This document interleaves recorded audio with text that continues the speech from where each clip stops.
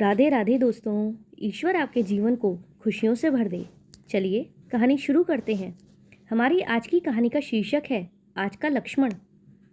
ये कहानी दो भाइयों के प्यार और विश्वास पर आधारित है। अमित और विकास दो भाई हैं। आज विकास का फ़ोन अमित के पास आया और वह अमित से बोला, भैया परसों नए घर पर हवन है, छुट्टी का दिन है, रविवार है, इसीलिए आप सभी को आना है। मैं गाड़ी भेज दूंगा। छोटे भाई विकास ने बड़े भाई अमित से मोबाइल पर बात करते हुए कहा। तभी बड़ा भाई बोला, क्या छोटे, किराए के मकान से किसी दूसरे मकान में शिफ्ट हो रहे हो? छोटा भाई बोला, नहीं भैया, ये अपना मकान है, किराए का नहीं। अपना मकान? भरपूर आश्चर्य के साथ अमित के मुंह से निकला। छोटे, तूने बताया भी नहीं कि तूने अपना मकान ले लिया है। वह बोला, बस भैया, मौका ही नहीं मिला, बाकी बातें इतवार को करेंगे। ऐसा कहते हुए विकास ने फ़ोन काट दिया।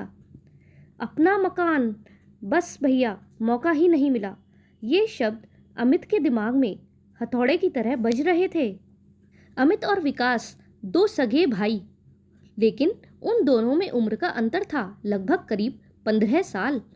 विकास जब करीब 7-8 साल का था तभी उसके माँ बाप की एक दुर्घटना में मौत हो गई। अब विकास के पालन पोषण की सारी जिम्मेदारी अमित पर थी। इसी चक्कर में उसने जल्द ही शादी कर ली, जिससे विकास की देखरेख ठीक से हो जाए। प्राइवेट कंपनी में क्लर्क का काम करते अमित की तनख्वाह का बड़ा हिस्सा 2 कमरे के किराए के मकान और विकास की पढ़ाई और उसके रहन सहन में खर्च हो जाता।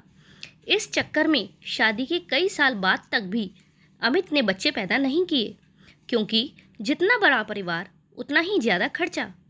अमित की पत्नी भी विकास को एक बेटे की तरह ही प्यार करती थी, उसकी हर छोटी बड़ी ज़रूरत का ध्यान रखती थी।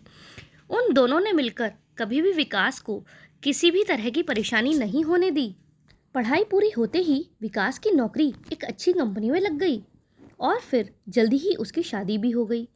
बड़े भाई के साथ रहने की जगह कम पड़ने के कारण उसने एक दूसरा किराए का मकान ले लिया। वैसे भी अब अमित के पास भी 2 बच्चे थे, लड़की बड़ी और लड़का छोटा। अब तो अमित की बेटी भी लगभग 16-17 साल की हो चुकी थी। मकान लेने की बात जब अमित ने अपनी बीवी को बताई तो उसकी आंखों में आंसू आ गए और वो बोली, देवर जी के लिए हमने क्या नहीं किया। कभी अपने बच्चों को बढ़िया नहीं पहनाया, कभी घर में महंगी सब्जी या फल नहीं आए। दुख इस बात का नहीं है कि उन्होंने अपना मकान ले लिया, लेकिन दुख इस बात का है कि ये बात उन्होंने हमसे छिपा कर रखी। इतवार की सुबह विकास द्वारा भेजी गाड़ी अमित के परिवार को लेकर एक सुंदर से मकान के आगे खड़ी हो गई। मकान को देखकर अमित के मन में एक हूक सी उठी। मकान बाहर से जितना सुंदर था, अंदर उससे भी ज़्यादा सुंदर। हर तरह की सुख सुविधा का पूरा इंतजाम। उस मकान के 2 एक से हिस्से देखकर अमित ने मन ही मन सोचा, देखो छोटे को अपने दोनों लड़कों की कितनी चिंता है। दोनों के लिए अभी से एक जैसे 2 हिस्से तैयार कराए हैं। पूरा मकान 1.25 करोड़ रुपए से कम नहीं होगा। और एक मैं हूँ जिसके पास अपनी जवान होती बेटी की शादी के लिए 1-2 लाख रुपयों का इंतजाम भी नहीं है। मकान देखते समय अमित की आंखों में आंसू थे, जिन्हें उन्होंने बड़ी ही मुश्किल से बाहर आने से रोका। तभी पंडित जी ने आवाज़ लगाई, हवन का समय हो रहा है। मकान के स्वामी हवन के लिए अग्नि कुंड के सामने बैठे। विकास के दोस्तों ने कहा, पंडित जी तुम्हें बुला रहे हैं। यह सुनकर विकास बोला कि इस मकान का स्वामी मैं अकेला नहीं, बल्कि मेरे बड़े भाई अमित भी हैं। आज मैं जो कुछ भी हूँ सिर्फ और सिर्फ इन्हीं की बदौलत हूँ। इस मकान के 2 हिस्से हैं, एक उनका और एक मेरा। इतना कहकर विकास अमित के पास गया और उन्हें गले लगाते हुए बोला, भैया आइए, अपने घर की पूजा करते हैं। अमित की समझ में कुछ भी नहीं आ रहा था। वह तो बस विकास को एकटक देखे जा रहे थे। वह तो सपने में भी नहीं सोच सकते थे कि विकास उन्हें इतना बड़ा सरप्राइज दे सकता है।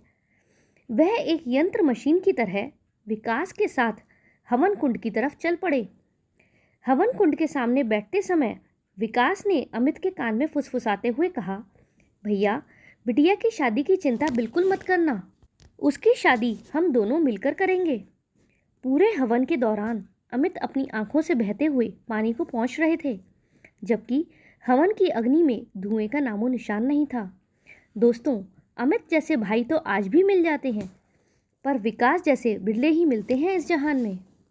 दोस्तों, आपको यह कहानी कैसी लगी कमेंट में ज़रूर बताइएगा। अगर आपको कहानी पसंद आई हो तो वीडियो को लाइक करें और चैनल पर नए हो तो चैनल को सब्सक्राइब करें। हमारे साथ अंत तक बने रहने के लिए धन्यवाद। जय श्री राधे।